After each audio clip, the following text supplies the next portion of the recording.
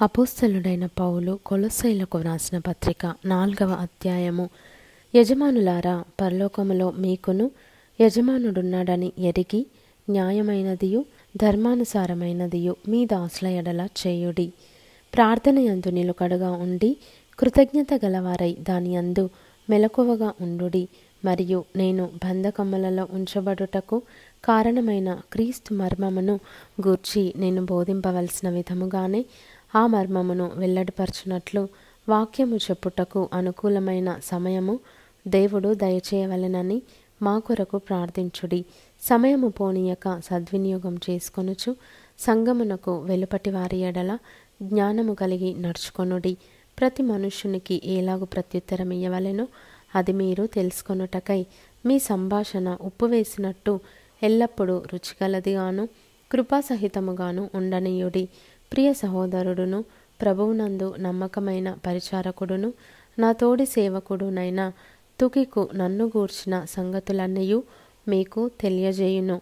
మీరు మా స్థితి తెలుసుకొనున్నట్లును మీ హృదయములను అతడు ఆదరించునట్లును అతనిని అతనితో కూడా నమ్మకమైన ప్రియ సహోదరుడైన ఒనేసిమును మీ యొద్దకు పంపుచున్నాను.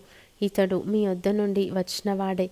వీరిక్కడి సంగతులన్నయూ మీకు తెలియజేతురు. నాతో కూడా చెరలో ఉన్న అరిస్తార్కును బర్నబాకు సమీప జ్ఞాతి అయిన మార్కును మీకు వందనములు చెప్పుచున్నారు. ఈ మార్కును గూర్చి మీరు ఆజ్ఞలు పొందితిరి.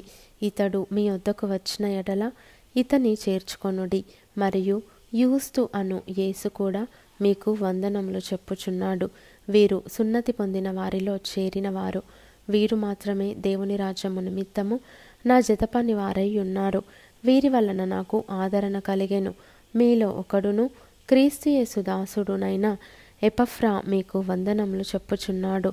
మీరు సంపూర్ణులను ప్రతి విషయములో దేవుని చిత్తమును గూర్చి సంపూర్ణాత్మ నిశ్చయత గలవారునై నిలుకడగా ఉండవలెనని ఇతడెల్లప్పుడూ మీ కొరకు తన ప్రార్థనలలో పోరాడుచున్నాడు.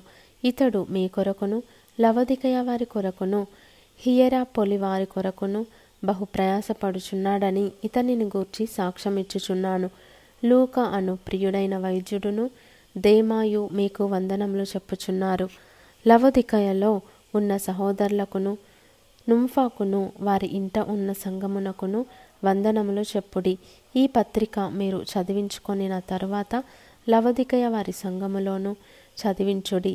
లవొదికయకు వ్రాసి పంపిన పత్రికను మీరును చదివించుకొనుడి.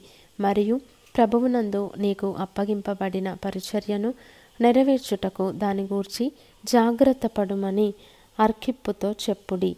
పౌలను నేను స్వహస్తముతో నా వందనములు వ్రాయుచున్నాను. నా బంధకములను జ్ఞాపకము చేసుకొనుడి. కృప మీకు తోడయుండునుగాక.